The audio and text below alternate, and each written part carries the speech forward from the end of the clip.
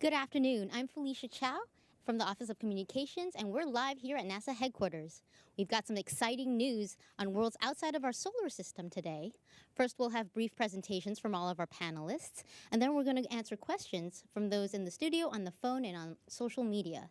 To ask a question via social media, please use the hashtag AskNASA. Today's participants are Thomas Zurbuchen, Associate Administrator of the Science Mission Directorate at NASA headquarters in Washington. Mikel Gillon, astronomer at the University of Liège in Belgium.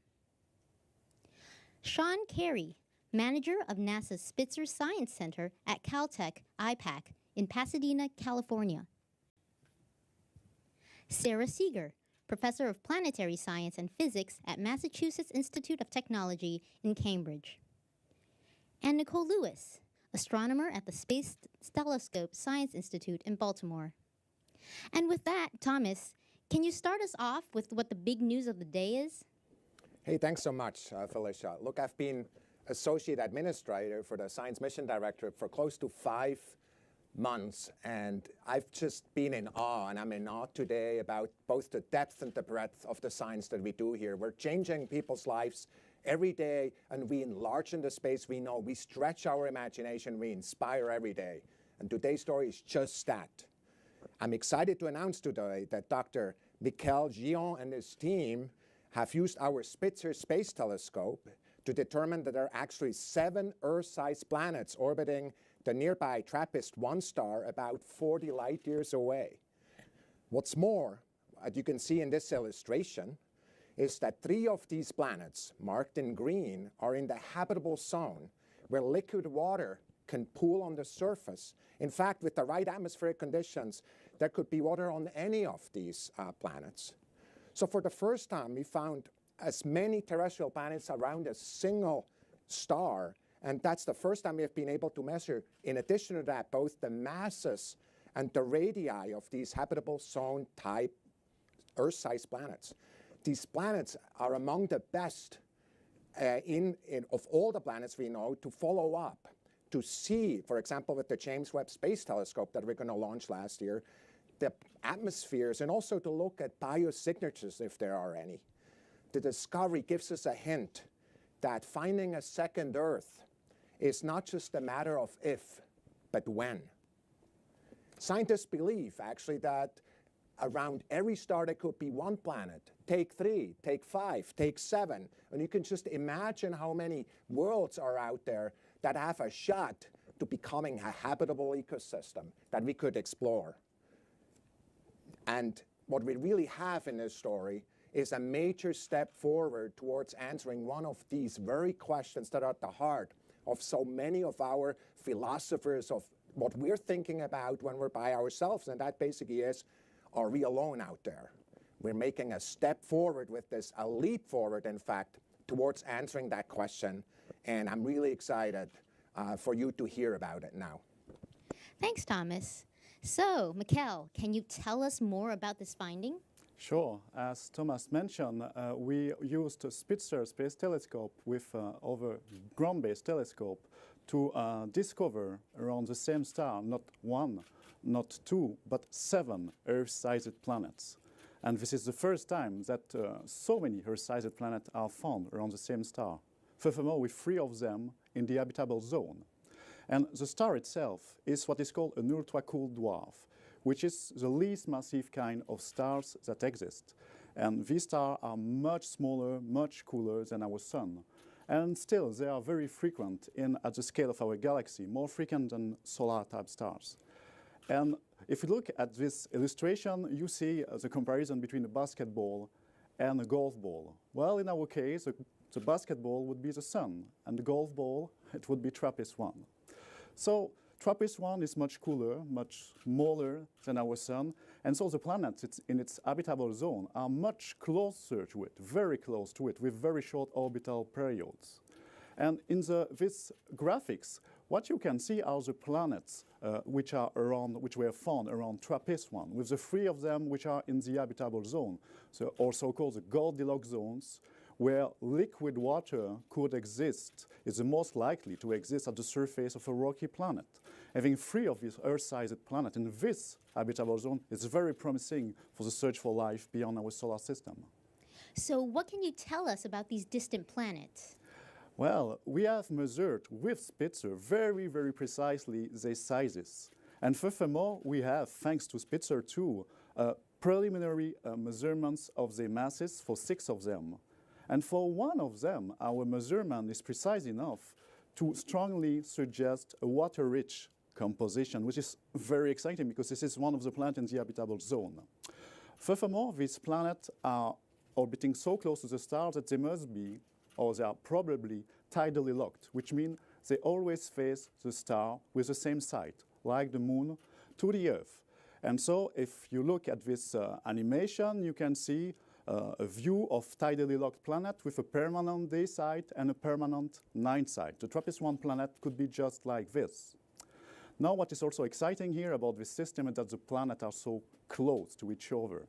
If you were on the surface of one of these planets, you would have a wonderful view on the other planets. You wouldn't see them like we see Venus or Mars, like dots of light. But as you can see in the next illustration, you would see them really as we see the moon. You would see worlds with, which are very big. You could see the structures on these worlds. They would be as large as the moon and even larger for some of them. So it would be a wonderful view on these planets. Thanks, Mikkel. So Sean, can you give us an idea or more context to discovery and why Spitzer played such a vital role? Absolutely, Felicia. I first like to say that in my opinion, this is the most exciting discovery we've had yet with Spitzer in its almost 14 years of operation. As you can see in the graphic, the initial discovery of the TRAPPIST-1 system was by the TRAPPIST telescope in Chile in 2016. And immediately after that, we started doing intensive follow-up with a lot of ground-based telescopes and more than 20 days of continuous observations with Spitzer. And what we're able to find is that we confirmed 2 of the planets that were found in the initial discovery and then found 5 more planets for a total of 7 planets in the system, which is pretty exciting. Now, TRAPPIST-1 is an ultra-cool dwarf, and that means that it's much brighter in the infrared, thousands of times brighter in the infrared than in the visible. So it makes it ideal to use Spitzer, which is an infrared telescope, to do the follow-up on this system. And then as you can see in this animation of Spitzer, so Spitzer was launched in 2003, and it was never intended to study exoplanets. So we had to do some clever re-engineering why it's in space still, and it's more than an astronomical unit away from the Earth, so you can't fly out and do anything about it. But we did clever engineering on the ground to allow Spitzer to measure star brightnesses very precisely, 1,000 times more precisely than we had imagined Spitzer would be able to do. And then what we're going to show in the next animation is how what Spitzer sees the planets very similar to the way the Kepler Space Telescope does it. We don't image the individual planets. What we do is the planets pass in front of the star. We see the amount of light that the star is dimmed by when that planet is blocking it. So the dips you see in this animation are the planets going in front of the star, blocking a little bit of the light. The size of the dip tells you the size of the planet. So we can get the size of the planet directly from measuring the dip. Now, when you see the different planets, they keep orbiting around, and every time they transit, you can measure the spacing between the transits, and that tells you about the orbit, the period of the orbit, how long that year is, and for that planet. And then when we know how long it takes for the planet to go around the star, we also know the distance it is from the star, and that also tells us whether or not it's in the habitable zone. Now, the TRAPPIST-1 system and its planets are in an interesting configuration. The planets are all very close together, and their orbits are spaced such that they gravitationally interact with each other. They tug and pull each other as they go flying around, orbiting around their star. And what that does is it changes the timing of the transits a little bit as the planets are tugging each other, so they don't happen as regularly as you would expect without the tug. And with that, measuring those differences, what we're able to do is measure the masses of the planet. So now we have the mass of the planet, the size of the planet, so we can make an estimate of what the density of the planet is. And that's important because that gives us some understanding about what the composition of the planet is. From that, we can tell where the planets are, whether they're rocky, gaseous, or even watery. Thanks, Sean. So, Nicole, what can you tell us about studying the atmospheres of these planets? Yeah, so the atmospheres of planets tell us a great deal. about the formation and evolution of planets, and also about all of the physical processes that are occurring on the planet's surface and in the air, especially those that might make the planet habitable or actually indicative of hosting life. We can use space-based telescopes today to study the atmospheres of planets using a technique called transmission spectroscopy, which detects the fingerprints of different chemical species in a planet's air, such as water or methane, ozone or oxygen. We're currently using the Hubble Space Telescope to study the planets in the TRAPPIST-1 system to determine if they have hydrogen-helium dominated atmospheres. It's actually great to find out if they don't. That gives us another push forward in having these planets be, in fact, rocky, and also the potential of those planets to support water on their surfaces. Just last year, Hubble actually probed the innermost planets of the TRAPPIST-1 system, TRAPPIST B and C, and found that they didn't have hydrogen-helium dominated atmospheres. So that's just one more step along the path to having these potentially habitable worlds. So what do we know about the 3 worlds in the habitable zone? Sure, so I'll use eyes on exoplanets here to give you a brief tour of the habitable zone of the TRAPPIST-1 system. So if we zoom out to the system away from the host star, you'll see all 7 planets, with the habitable zone indicated here in this blue region. The innermost planet in the habitable zone is TRAPPIST-1e. So in this illustration, you'll see an artist's rendition of TRAPPIST-1e, which is a really interesting planet for a number of reasons. It's very close in size to Earth, as you can see here. It also receives about the same amount of light as Earth does in our own solar system. This means that in TRAPPIST-1e, you could have temperatures that are very, very similar to the ones that we have here on Earth. The next planet out is TRAPPIST-1f.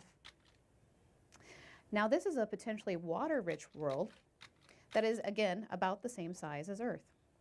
You can see here in comparison. Now, TRAPPIST-1f has about a 9-day orbit, and during that time, it receives about the same amount of sunlight as Mars does in our own solar system. And the final planet in the habitable zone of the TRAPPIST-1 system is TRAPPIST-1g. Now, TRAPPIST-1g is the largest planet in the TRAPPIST-1 system. It's about 13% larger radius than that of Earth, as you can see in this comparison here. And it receives about the same amount of starlight as somewhere in between Mars and the asteroid belt in our own solar system. So while we don't have the technology yet to really travel to any of these planets, how long would it take to travel here? Well, thankfully, we can ask eyes on exoplanets. And if we were able to travel at light speed, we, of course, could arrive in 39 years. Something more like a jet plane would take far longer, of course, something more on the line of 44 million years. Wow.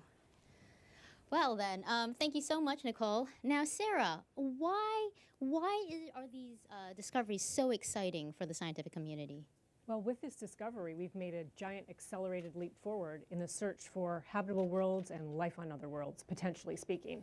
Because with not just one planet, but several, we have room that if we didn't have the habitable zone quite right or weren't sure quite what we're looking for, we have many chances over.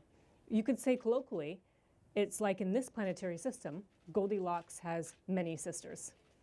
Now, we don't know much about the planets. We know, as we heard earlier, the masses and sizes and how much radiation is falling on them and their orbits. So for now, we just speculate. And for that, the TRAPPIST-1 system has really captured our imagination, and we have a new travel poster for you that you can download from the NASA website. And if you see here, it's captured scientifically accurately how on one of the planets you could see all the other planets in the sky. Now, historically in exoplanets, in the kind of brief history of the last 20 years, when there's one, there's more. And so that's why I'm so excited to be here today to share it with you, because with this amazing system, we know that there must be many more potentially life-bearing worlds out there just waiting to be found. Thanks. So what are astronomers doing to learn more about this system and others like it? Well, first of all, Mikkel and his team have started to put up more telescopes. They call it Speculus, and they're going to, from the ground, use telescopes to search 1,000 of the nearest ultra-cool dwarf stars. And actually, I just have to back up a second about this TRAPPIST system, because I forgot to mention that one of the reasons astronomers are so excited about it is it's a veritable laboratory for studying planets orbiting very cool, very small, very dim red stars that are so incredibly different from our sun.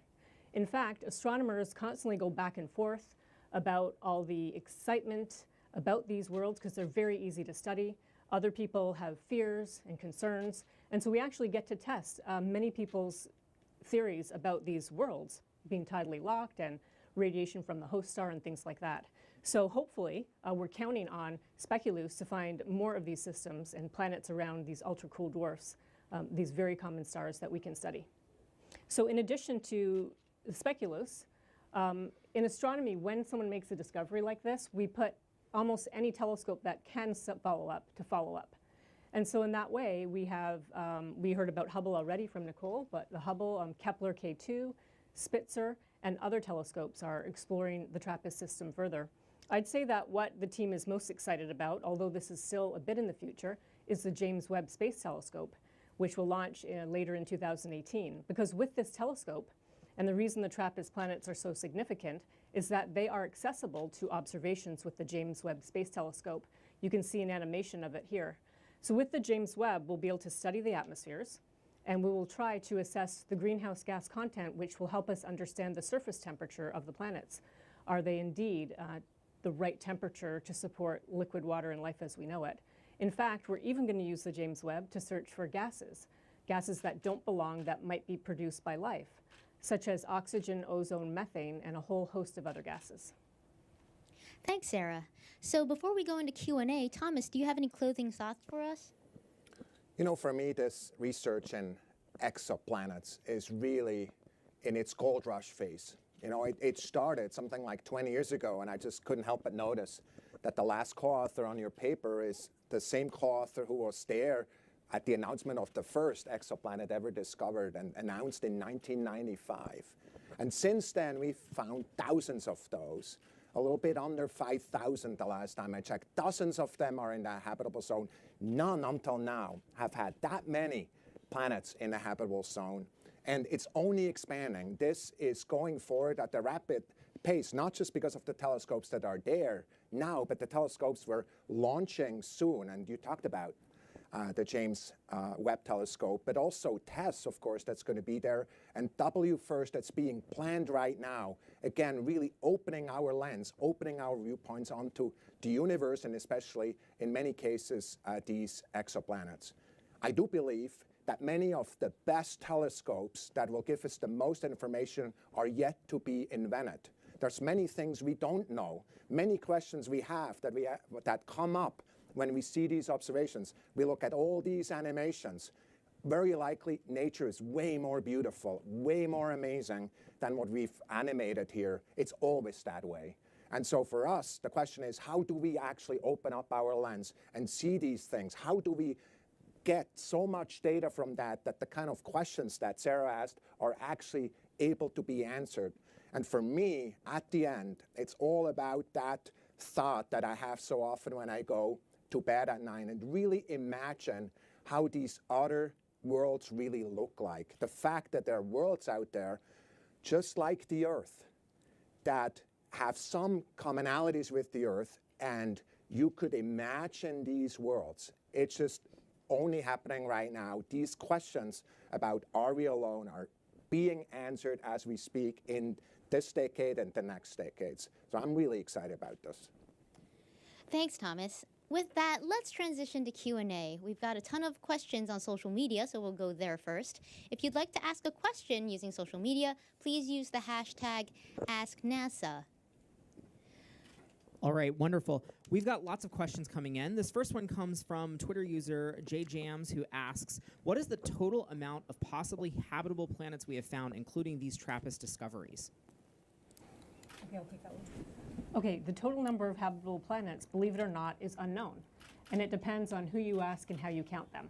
We would say that there are, let's say, a few dozen exoplanets that you might consider habitable.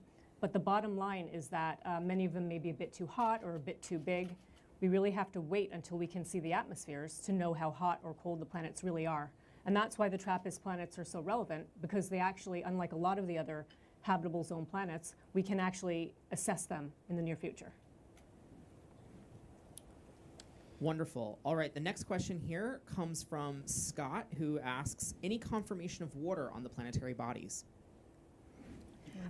Yeah, I can handle that one. There's has not been any confirmation of water on these planetary bodies, and it'll take a lot of observations with Hubble or in the future with Webb to probe the atmospheres and see if we can detect water on these planets. But I think it's fair to add that people are looking. Yes, and we getting are lots of certainly data on looking. Great. This question comes from Twitter user Matthew, who asks, will this be one of the first observations for JWST? And how much can we learn about TRAPPIST, E, F, and G until that mission launches? I can take that one too. You know, a lot of folks, since learning about the system, have thought about observing it with JWST, and I am fairly certain that Cycle 1 will see some observations of almost all of the planets in the system. And then I guess to add further, even now we're continuing to take observations from the ground and with Spitzer to look at the transit timing variation. So we're going to get better measurements of the masses of these planets as time goes by. And the next year we'll have much better measurements than we have currently. Okay, we're going to take one question on the phone line from Jay Bennett from Popular Mechanics, and then we're going to go back to social media. So Jay? Hello, everyone. I was wondering if the fact that TRAPPIST-1 is a particularly cool red dwarf means that it's more likely to support planets that are potentially habitable because it doesn't have as much stellar activity, solar flares, eruptions, these types of things. I can take this one. So ultra-cool dwarfs are known to be very active when they are young, and this is the main concern about these potentially habitable planets, that they could have been, the atmosphere been eroded strongly by the star when it was young. Now it's a quiet ultra-cool dwarfs, so it's not very active. But maybe when it was young, the conditions were quite different. So it will be by observation that we will really figure out the past of this planet and what happened during this very active and young phase. I'll just add to that and rephrase what Mikhail said to just say the great news is we can observe in the near future. We no longer have to rely on what we think and speculation, because nature usually is smarter than we are. And if there's any way for a life to get a foothold, we like to believe it will. Thank you. We're going to go back to social media. So Jason? All right, this question comes from Twitter user Amara, who asks, have you decided any names for these planets yet? Cheers. Yeah, definitely. A name. To give them a name. Well, they mean like a popular name? Like. Oh, well, we have plenty of possibilities, which are all related to Belgian beers, but we don't think they will become official. So Right. For now, let's call them B, C, D, and so on. Admittedly, we have no way to easily give official names to exoplanets in the same way that we do for asteroids, but perhaps it's something we should try to change. Yeah. Great. This next question comes from Twitter user Joe Fiend, who asks, does the Earth-sized planets have any moons revolving around them? And if no, how can there be possible waves on water? Well, in our data, we have no indication of a moon. And so, furthermore, if we look at our theory, it would be quite unlikely to have a moon around a planet so close to its star. So maybe if there are outer planets still to found, maybe they could have a moon. We'll see in the future. There are still many news to come about the system. But I'll add further, the tidal forces between the planets are not negligible. So if there was water on these planets, there would be tides as well because of the tidal forces between the planets instead of planet-moon. Yes, indeed. Next, we're going to go to the phone lines. We have Keith Cowing from NASA Watch. Keith? Hi, a question probably best for Sarah Seeger. I'm looking at these planets. I assume they're really close together. It reminds me of the Jovian and the Saturnian systems where stuff is thrown from one world onto another, and there's questions about why, should you consider these as an ecosystem? I'm a biologist. I'm looking at 3 potentially habitable worlds real close to each other. Should we be thinking that conceivably the biosphere around this very tight-knit group of planets might extend beyond just one planet if they're this close to each other? Well, that's a wonderful question, and we haven't thought that far yet. But I'm sure there's a student out there, listening in who should take this problem on. I'll just back up one step, though, and answer a slightly different question, because if we want to think about an intelligent civilization elsewhere looking back at us, they may be having a press conference saying, hey, there's 3 habitable planets there. Venus, Earth, and Mars may appear to be in the habitable zone no matter how we describe it. So let's wait and see what's out there. But great question, and hopefully somebody will work on this. Next on the phone lines, we have Marcia Dunn from Associated Press. Yes, hello. I was wondering, how many years do you think it might take to have a real good handle on the atmospheres of these exoplanets? And I have a follow-up question. Yeah, so we could actually make a substantial amount of progress in the next, after the launch of JWST, the next sort of 5 years range. So starting with Hubble and then moving into JWST to continue the exploration of these atmospheres, we could see results, in the early 2020s. And thank you. And I know this is the first time 7 Earth-sized planets have appeared around a star like this. What is the closest runner-up to that? How many Earth-sized planets around a star that you've seen prior? 3. I think it's a 2 or 3. Yeah. No more, found by Kepler. And which star is that? Oh, I don't remember. There are so many Kepler planets. Okay, thank you. So let's go back to social media. Jason? All right, this question comes from Miles O'Brien here on Twitter, who asks, what sort of instrument could be used to answer the question of whether these planets harbor life? Could Webb do it? Sure. So Webb has a suite of instruments that cover, wavelengths from sort of the near infrared all the way through farther into the infrared spectrum. But in particular, it has a lot of very powerful spectrographs aboard. So this is going to allow us to do this transmission spectroscopy technique that I talked about earlier. And it covers the right wavelength range where we can start to detect molecules like water, methane, ozone, and oxygen. So we can start to do a lot of what Sarah had suggested in trying to determine habitability and also the potential of it harboring life. And I just want to add one thing, and to Miles and everyone out there, is we really try to emphasize we have the capability to find signs of life elsewhere, but nature has to deliver. And because it's all so new to us, these red dwarf stars, we don't totally know what's out there. So if nature has made life ubiquitous, and there are lots of atmospheres without clouds, substantial enough accumulation of gases, we'll have no trouble finding it at all. But if it's the opposite, then it may be a while. But I did want to add one more point that we hadn't covered yet, that we have the TESS mission upcoming, we have other ground-based searches. So TRAPPIST-1, we're just here, this is the first, it's the most exciting one so far, but we hope to have many more of these and lots of chances to find signs of life in the future.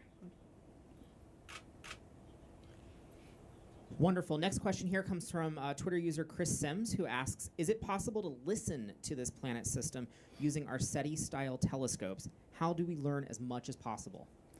Okay. To my knowledge, it was already listened to by SETI, and they had no signal from artificial signal detected. So it's doable, but there's no signal detected. Great. Next question comes from Twitter user Sawyer, who asks, how far into the foreseeable future until we might be able to see a craft that can actually make the journey to TRAPPIST-1? This is a really hard question, just because it requires so many miracles on the way. See, when James Webb was developed, the way I think about James Webb, it required something like 10 miracles, kind of things we had never done, and kind of put it together into a telescope, with a 6.5 meter kind of foldable mirror and a thermal system that's a tennis court in size. Kind of how do you do that? The answer is you start inventing your way forward. This question that's being asked may be a 100 miracle type of question, and some of them probably relate to nuclear propulsion. Some of these miracles relate to radiation protection. They relate to things that we're just starting to push at. Now, the good news is there's a lot of work that's being done on kind of the first 5 to 10 of those miracles that are being looked at, not necessarily because we have our eyes set right now on going to a star. It's a big leap, but because we're looking, for example, at the outer solar system. We want to get there a lot faster. We want to get there with more payload. We want to get there with more energy. And so the way this game works, it's really, it's leaning forward. It's really just because it takes 100 miracles, not backing up. That's really what I would believe is what NASA is all about. And that's also what led to this kind of discovery in many ways. You know, Spitzer itself had a whole bunch of miracles on detectors and systems, and the same is true for the other question. I'd like to just very briefly mention our colleagues at the Breakthrough Foundation and the project called Starshot. And you can go look that up and see that they're planning 19 miracles to figure out a way to send very tiny and thousands of little tiny spacecraft flying by the very nearest stars. That would be Proxima Centauri, not quite like TRAPPIST.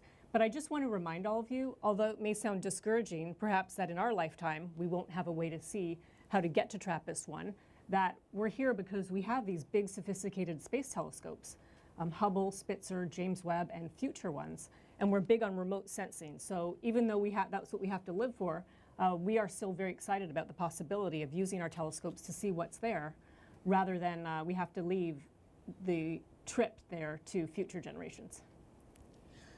We've got a lot of questions on social media, so we're just going to keep them coming. Jason, what other questions are we getting? Sure. This next question comes from Twitter user Aku, who asks, any estimations on how old these discovered exoplanets are? Yeah, the age of the star and the system itself is poorly constrained. We know it's not very young. It doesn't show signs of youngness, so it's at least 500 million years old. But we can't say more because these ultra-cool dwarf stars, they evolve super slowly. Their lifetime is 1,000 times larger than for a sun-like stars. So we don't see them evolving, so we can't constrain their ages. All right, this next question comes from Facebook Live here. What is the distance between these three planets? Is it something like 500,000 kilometers? And what is the distance between E and the star? Oh, the distance between the planets are a few times the distance between the Earth and the Moon. So we're talking about something like millions of kilometers, and not hundreds of millions of kilometers for an Earth around a sun-like star. And for the planet F, or E, the distance is something like 5% the distance between the Earth and the Sun. So it's much, much closer to its star.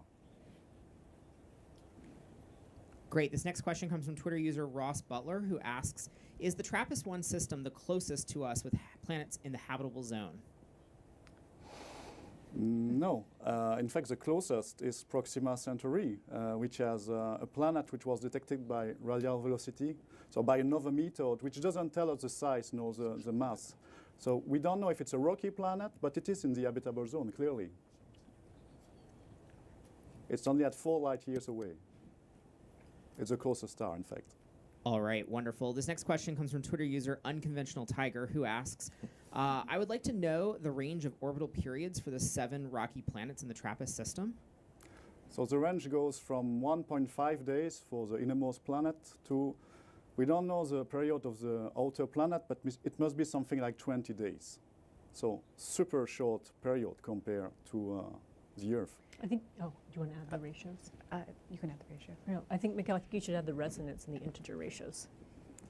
Okay. So indeed, also the periods themselves are related by our common cerebral, so they are related by ratios of integer numbers, which is very peculiar dynamical configuration that we can find in our solar system for the Galilean moon around Jupiter. And it shows that, it indicates at least that these planets should have formed further out and migrated and been trapped during this migration inwards in this very peculiar configuration. If this is the case, they are super water rich because they must have formed in an environment which was very rich in ice or in water ice, and it should be reflected in their composition. And we will know soon, thanks to notably to many new Spitzer observations that are coming.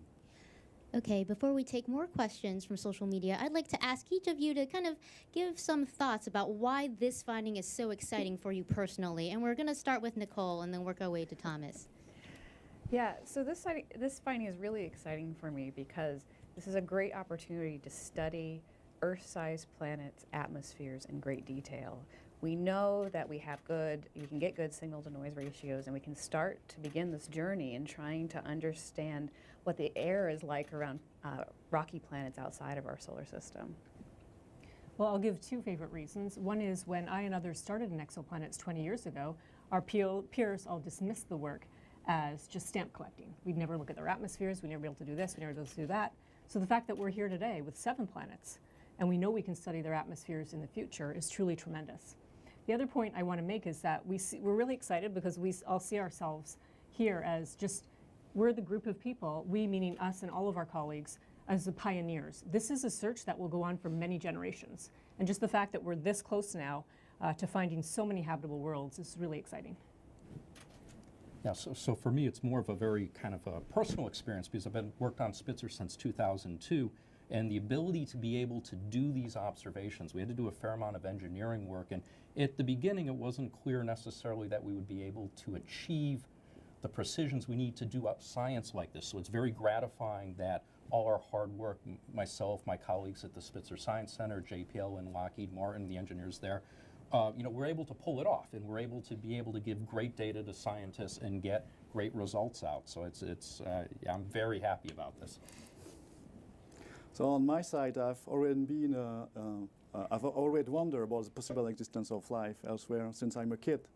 And so when I went to college to study science, I first studied biology, biochemistry, because I wanted to understand what is life, really. Then I switched to astronomy because it was the beginning of the exoplanet adventure. We were really beginning to detect planets outside the solar system. And it was clear that within a few decades, we would be not detecting giant planets which were unsuitable for life, but planets that could host life, that we could study. So I've already been devoting my time in science to this goal.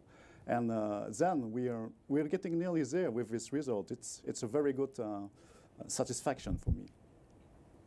To me, looking from the point of view of NASA science program, it's exciting because of course it's a leap forward, but it goes in parallel to the other leaps we're taking right now.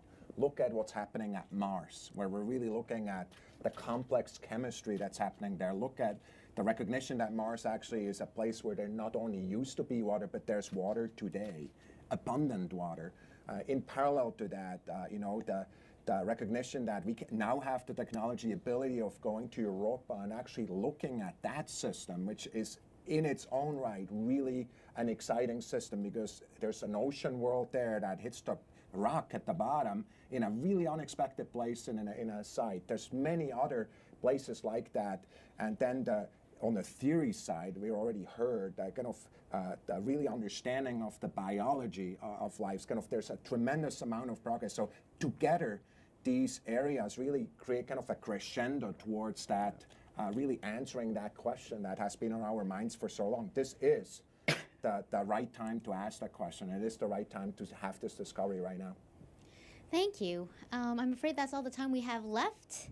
Please keep those questions coming by sending them at the hashtag AskNASA. And for more information and to download the Eyes on Exoplanets app that Nicole was just using earlier, please go to nasa.gov/exoplanets. And also, don't forget to follow us on our various social media